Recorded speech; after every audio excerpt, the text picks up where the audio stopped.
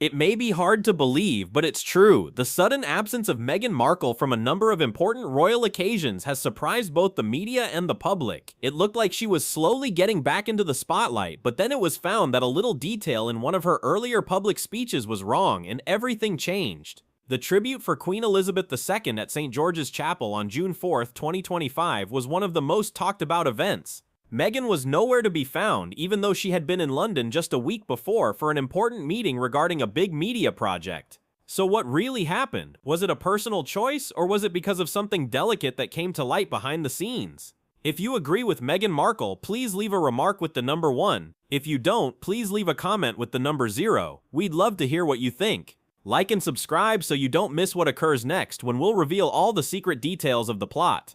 Things started to alter slowly, not through formal press releases but by small changes that were easy to see. These adjustments didn't need to be officially confirmed, but they were the clearest signs that Meghan's relationship with the royal family had changed.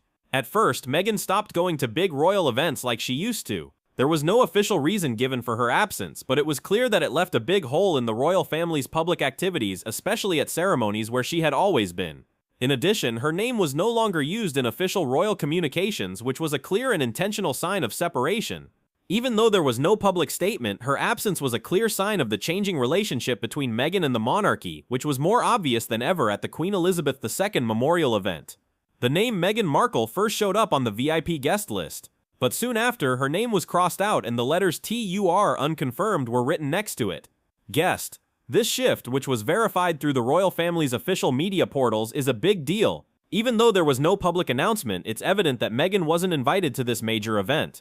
This suggests that she has been consistently left out of all royal activities. This simply makes the distance between her and the royal family even bigger. In June 2025, there were a lot fewer public records that mentioned Meghan Markle. Before, her name was on the list of big charity events and as a significant figure in royal-backed projects. Meghan had been a well-known figure in public campaigns, especially in philanthropic work, with a lot of important groups. This big alteration, on the other hand, makes it plain that she is no longer part of the royal family. Now, all that is left is her old titles, the date of her wedding to Prince Harry, and the names of their kids. There is no indication of the humanitarian work she did. There are no longer any links to the groups and projects she has backed. This isn't just taking her name off of events. It's taking away all mention of her speeches and her work with the Royal Foundation, which she helped start. The part concerning the Sussex Fund has been moved to the bottom of the page, and it is no longer listed as one of the organizations that the royal family supports. In June 2025, a big and important change happened with Archewell, the non-profit organization that Meghan and Harry started. For more than 3 years, Archewell had an honorary partnership with the royal family, which let the organization use the royal emblem in its international media activities. This cooperation allowed Archewell connect with global charitable efforts that got people's attention and support. But on June 3, 2025, an official notice from Clarence House told Archewell to stop using any emblems that had to do with the monarchy or the Duke and Duchess of Sussex titles. This change shows how the royal family is now handling and controlling relationships with outside groups, especially those that are directly connected to royal family members. This was not only a symbolic act, it had real legal effects, notably on international sponsorship agreements, where questions of ownership and royal ties could have a direct impact on choices regarding funding and working together. This development is very important because it shows how the royal family is changing how they deal with outside groups, especially those that involve royal family members. At the Sandringham estate on June 17,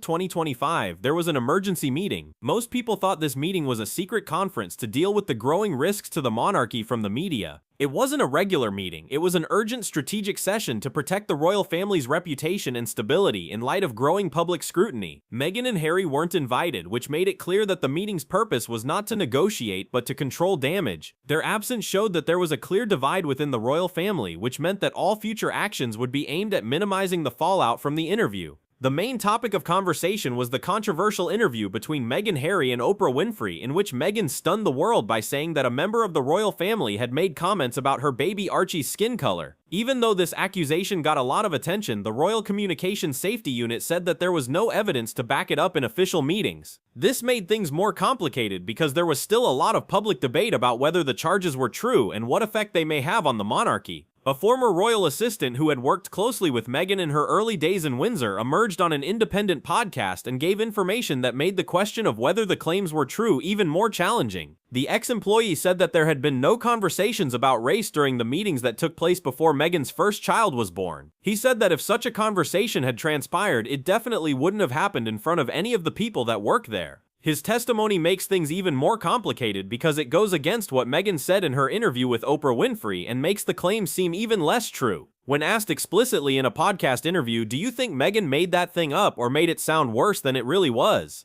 Her assistant took a moment before answering, "I don't think the narrative is true, but I'm not claiming she made it up." This answer soon sparked a lot of talk in British politics and the media, starting a controversy about whether Meghan's earlier allegations were true. It made people even more curious and angry about Meghan's interview with Oprah Winfrey, which made the current arguments about the truth and effect of the claims in the royal setting even more heated. After this statement spread widely, the Times officially asked the royal press office to confirm the facts, but they got an answer that went against what they said. A representative for Prince William refused to confirm any of the claims made during the 2021 interview. This is very different from how the royal family had previously stayed quiet on the matter. Experts in the media said that the royal family's response wasn't about the accusations themselves, but rather the suggestion that a rude comment had been made in the official setting of the senior royal family and had been publicly sanctioned. A story that wasn't clear enough caused a misunderstanding that hurt the royal institution's reputation a lot. A leaked letter from Sandringham showed that the internal communication staff had sent an urgent memo telling everyone to hold off on any involvement from Meghan until the exterior news settled down.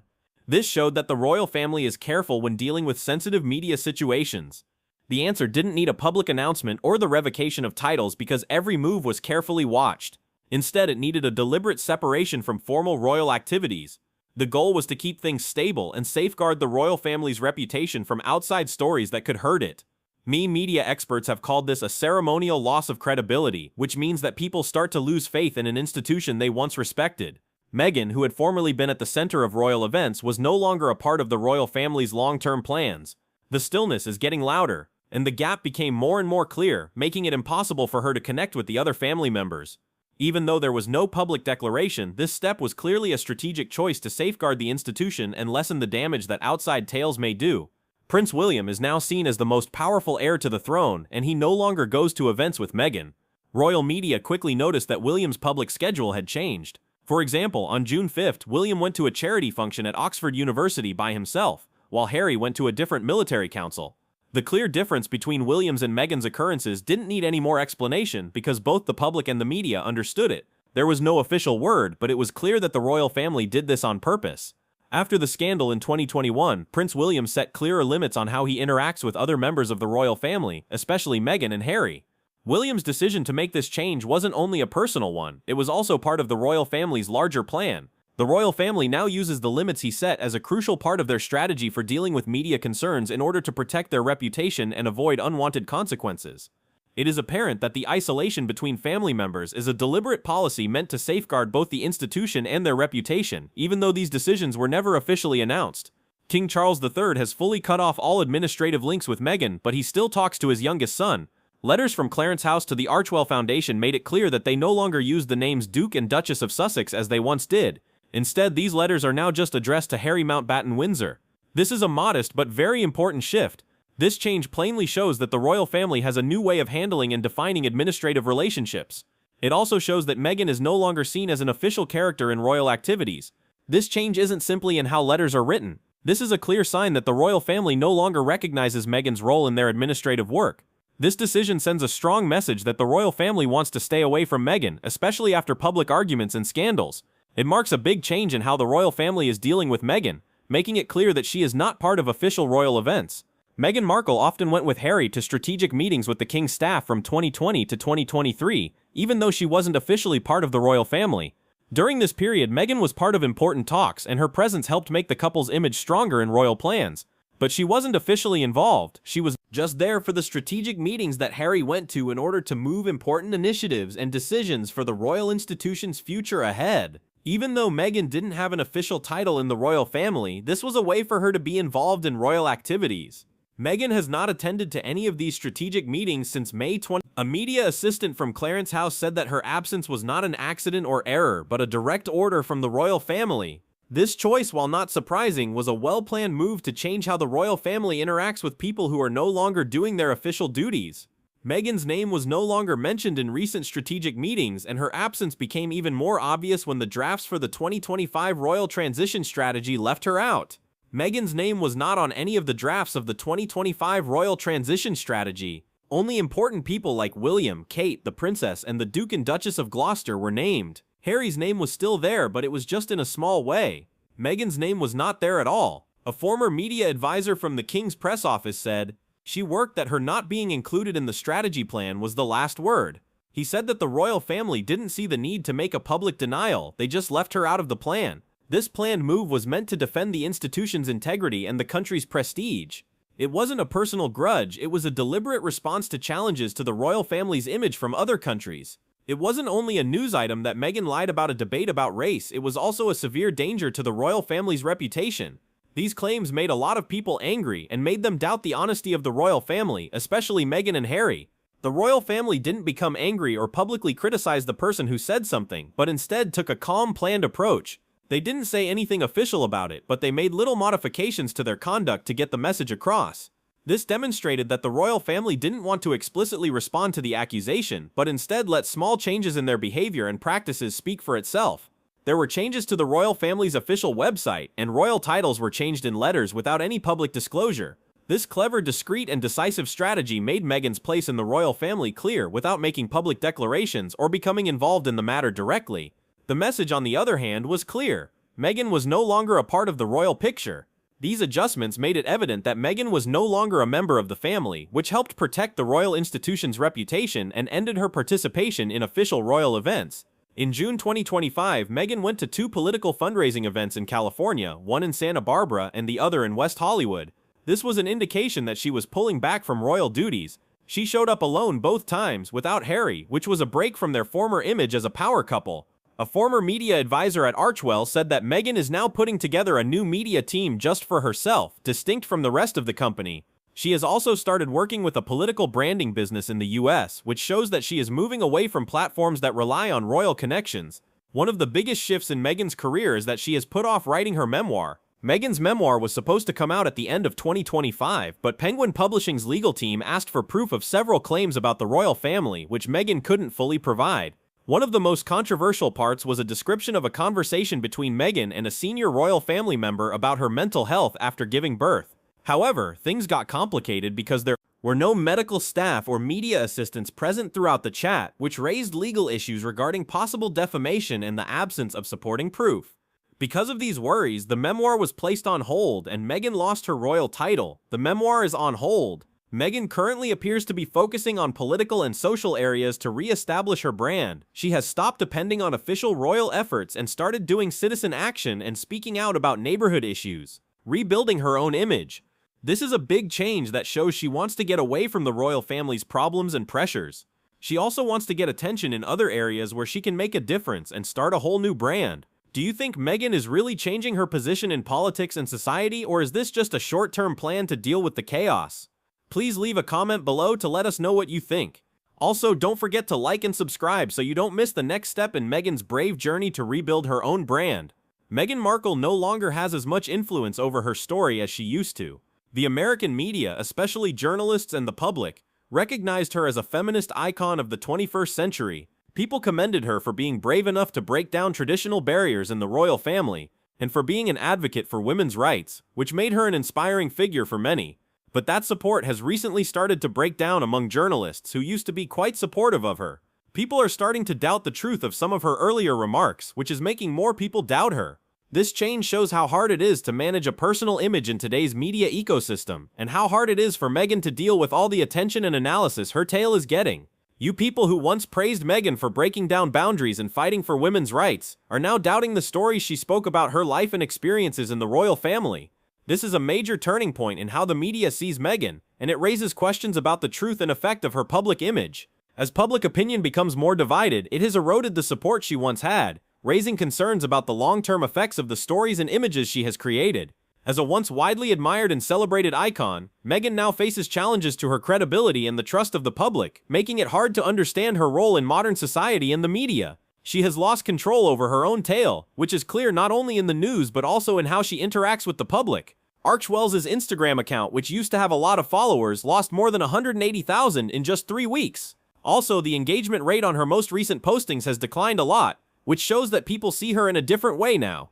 These data show that Meghan's once popular media presence may not be as appealing to audiences as it used to be. The drop in social media activity is a clear sign that Meghan's influence is in trouble on sites like Twitter. Even some of Meghan's former supporters are starting to ask tough questions. Many people are now wondering if they are supporting a cause that aligns with their values or just backing an individual out of loyalty. This change in opinion shows how complicated Meghan's public image is becoming as people rethink their support. At first, it seemed like she had a clear and united backing, but now there are more questions about her authenticity and the direction of her message, putting her media strategy in a tough spot.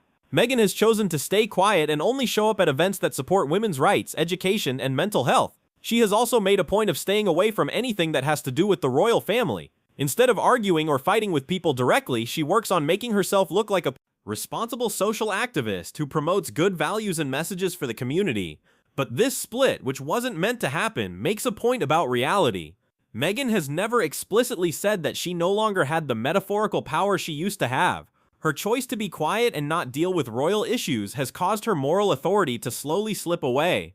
Meghan once utilized her moral authority as a strong weapon against an ancient and strict institution, and it had a big effect on the public. But when the royal family didn't reply with actions or arguments, her story lost its attractiveness and persuasive power over time. A communications specialist gave a short explanation of this. People will get bored if you keep telling a frightening story and the person you're telling it to doesn't say anything. People are slowly losing interest in Meghan's story because the royal family hasn't said anything about it. This has slowly taken away the symbolic power she once had in the world. People no longer see her as the brave victim who overcame tough challenges, but she hasn't fully established herself as an independent and respected activist either. Instead, she is locked between these two identities in a dangerous transitional phase that could go on forever without a clear turning point. This is a tough spot for anyone, but especially for someone who used to be in the spotlight and had to make decisions and take actions that were closely watched by everyone. This condition not only makes it tougher for Meghan to construct her personal image, but it also makes her feel like she's being rejected or forgotten, which is a much worse feeling than public condemnation. If the media and the public lose a clear idea of who she is, it might make it much harder for her to keep her social power, make a difference, and move forward in her work. If Meghan wants to change and improve her situation in the future, she will have to be very conscious of what is going on and come up with a careful plan. Prince Harry is going through a difficult time in his life after leaving the royal family. After the important meeting at Sandringham on June 17 and the memorial service for Queen Elizabeth II on June 4, Harry decided to stay in the UK for another week instead of going back to the US as he had planned. During this time, he went to a number of smaller events pertaining to veteran affairs, a cause he is still very passionate about after serving in the military. His involvement in these events shows how much he wants to keep connected to the values and duties that matter to him. But what got the most attention from the public was that Meghan didn't show there, even though everyone thought the couple would go to a Veterans Award banquet together in London. Meghan's absence led to a lot of conjecture and questions about the condition of their relationship. A close buddy of Harry's from the military said, "Harry came early and stayed late, but it's clear he's not himself." This comment hints at the stress and unease Harry is feeling during this difficult time of change. There is no proof that Prince Harry agrees with or supports Meghan's provocative comments, but his position has made people pay close attention to everything he does. Harry seems to have gone back to his previous way of dealing with things, which was to be quiet and stay away from people. But this time, his silence has a new tone. Clarence House sources say that Harry is still invited to online meetings with royal representatives, but he can only watch and give advice. He no longer actively engages in strategic meetings about public message or succession planning, which means his role and influence in the royal family have greatly decreased.